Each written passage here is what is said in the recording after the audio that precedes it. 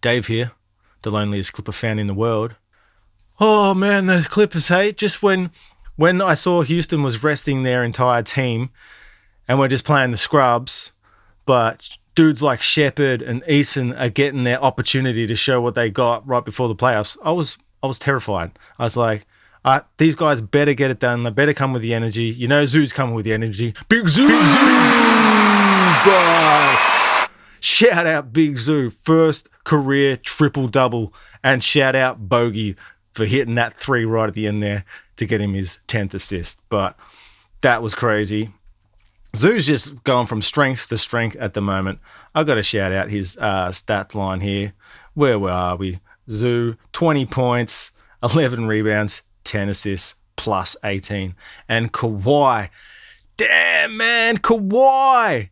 He's looking like peak Kawhi. Maybe even better. I don't know if my memory's just that short or not, but he's scaring me.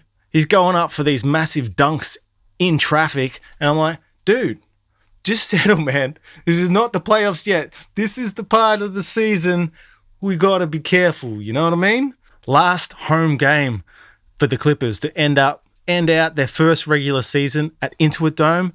And it had me feeling very nostalgic when they were showing the Fan Appreciation Night, because Fan Appreciation Night back in 2007 is where I got suckered in to be a Clipper fan.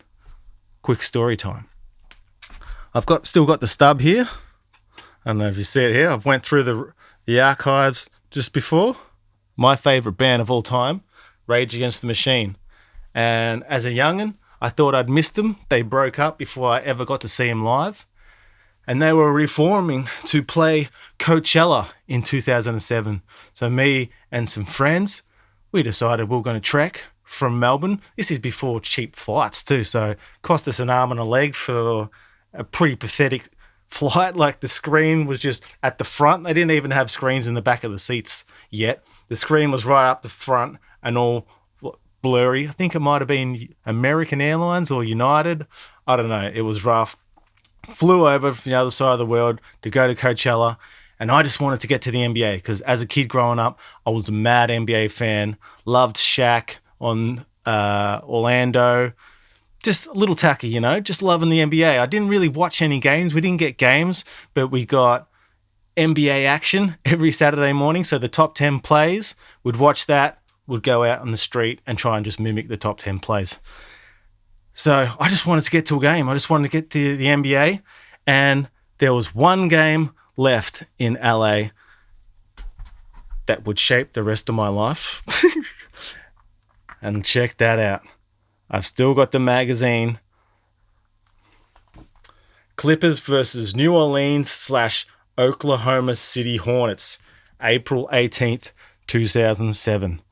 And when they were talking about it being Fan Appreciation Night tonight on the broadcast, Brian actually mentioned that he started in 2007 with us as well, Brian Seaman. So shout out Brian Seaman. We've been Clippers the same amount of time. And the thing that really sucked me in, I don't just go to the game and become a fan, but I was in the stands and I had a big dirty beard at the time. I think I was just growing it out because I could finally grow facial hair. So I was just so excited that I just let it go crazy. And DJ Dents picks me out of the crowd during a timeout when he's like trying to give away free stuff, like, hey, anybody want this free stuff? And we're all like, yeah, free stuff. You know how it goes. And he picks me out. He's like, the dude with the big dirty beard. And I'm like, like go down, get some crappy gift voucher that I never used. It was just like really 25% off nothing because, you know, Donald Sterling, big tight ass. But I was just stoked. So I just came away, my first NBA experience, totally stoked. And I just thought, you know what? I think I'm a Clipper. And we didn't even have League Pass back then, so there was no way for me to watch the games. But it was only about a year or two after that we got League Pass and we got rocking. But I had some full nostalgia today going through this bad boy. And this is just amazing. I was so excited. I don't know if you can see any of this. But I was just so excited that Sam Cassell was on our team because Sam Cassell was the only dude that I knew out of that team. Sean Livingston came out at halftime. It was after he'd had his horrific injury, and he took the mic in the stadium halfway through, promising all the crowd that it was going really well and he'd be healed and back in no time, which didn't turn out to be the case.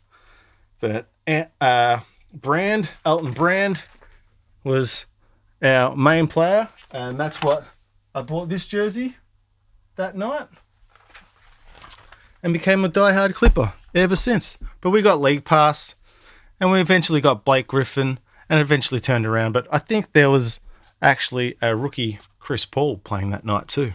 So there you go. Story time. How about that? But, oh, man, Clippers, so scary. Thank God for Bogey hitting some big momentum-changing threes.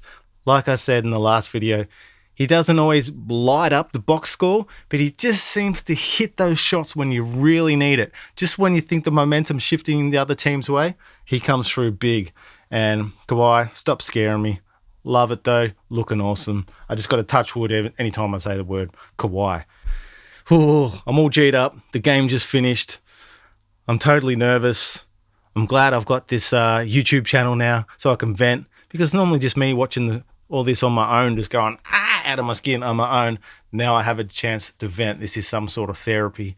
And mad love to the Clippers fans out there that have already watched a couple of my videos, given me some likes and some comments of encouragement. It's awesome. I already feel less alone. Can you tell how nervous I am by how I'm talking? It's not because I'm nervous to be on camera. I don't care about being on camera. I just care about the Clippers winning, you know what I'm saying? But here we go. Last week of the regular season. 2 more games to go. 1 in Sacktown, 1 in the Bay. And we could actually have home court in the first round. And we've actually got a home court now. It would be pretty fitting to start off the first season in Intuit Dome with a playoff series with home court advantage. All right, that's all, folks. Catch me after the Sack game. We'll either be smiling or crying, but look, the Clippers handled their business in the end. They scared us today, but they got it done. I'll see you in the next one. Peace.